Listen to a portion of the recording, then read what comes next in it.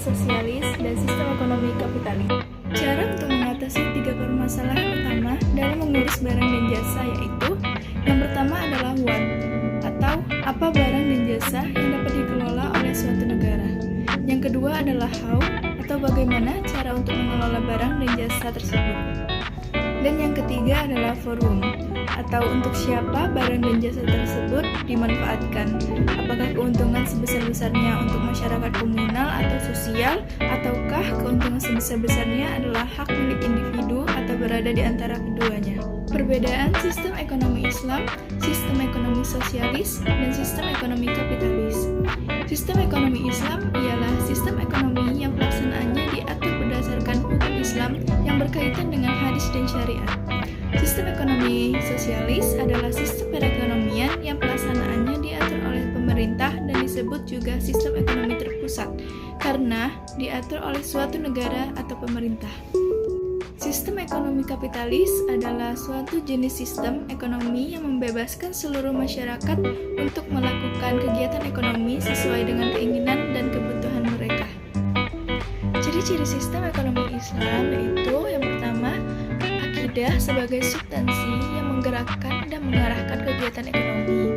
Yang kedua, syariah sebagai batasan untuk memformulasikan kegiatan ekonomi.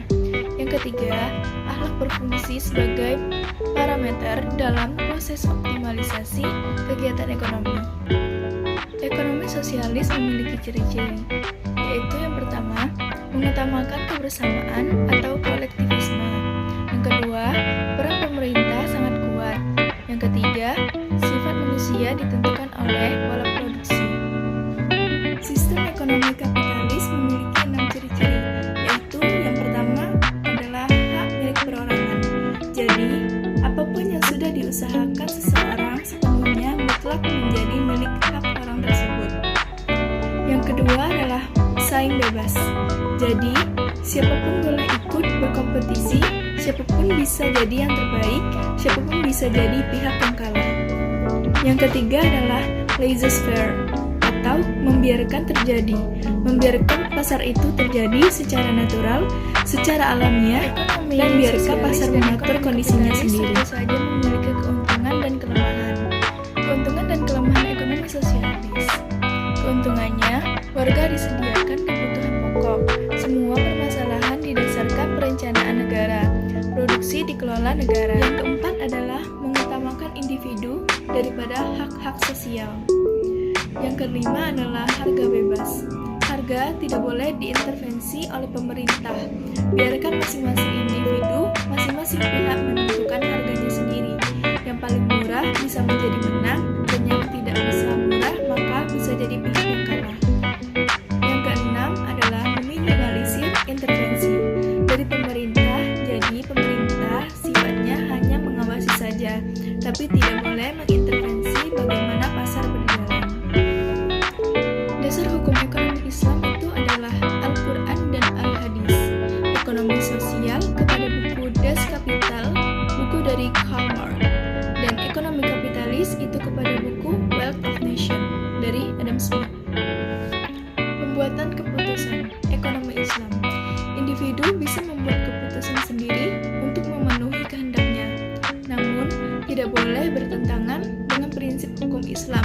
Sudah tentu prinsip hukum Islam mencegah seseorang merugikan orang lain, dan juga terdapat beberapa norma agama. Pemerintah bertugas mengawasi agar prinsip hukum Islam tidak dilanggar. Ekonomi sosial. Pembuatan keputusan sepenuhnya dilakukan oleh pemerintah pusat. Ekonomi kapitalis, pembuatan keputusan mutlak menjadi keputusan individu. Pemerintah mengawasi agar tidak merugikan orang lain. Mekanisme pasar. Islam.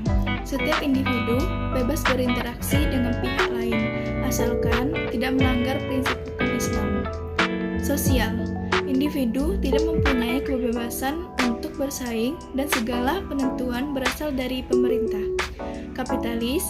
Individu bebas berinteraksi dengan siapapun, asalkan tidak merugikan orang lain. Hak kepemilikan. Islam.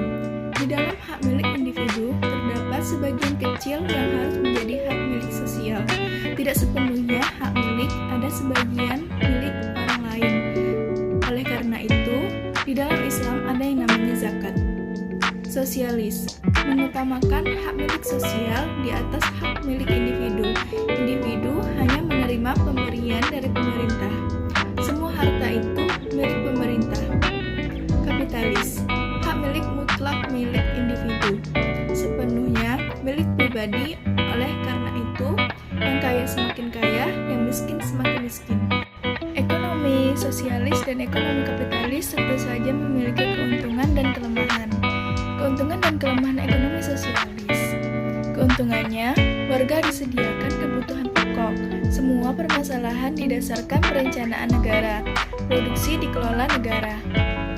Kelemahannya, sulit melakukan transaksi jual beli dan lain-lain harga ditentukan negara. Membatasi kebebasan dan mengabaikan moral. Keuntungan dan kekurangan ekonomi kapitalis. Keuntungannya, kebebasan mendorong kreativitas, rasionalitas persaingan, meningkatkan produksi, motif profit memotivasi orang berusaha lebih giat. Kekurangannya, eksploitasi sumber daya untuk memperoleh keuntungan tanpa mendapatkan moral, efisien produksi dalam upaya maksimalisasi profit, mengabaikan kesejahteraan tenaga kerja. Keuntungan dinikmati secara tidak merata. Persembahan ekonomi Islam kepada manusia. Yang pertama, kemakmuran dan kesejahteraan sejati atau falah dan hasanah. Yang kedua adalah keadilan atau al-adalah. Yang ketiga adalah persaudaraan atau al-ukhuwah.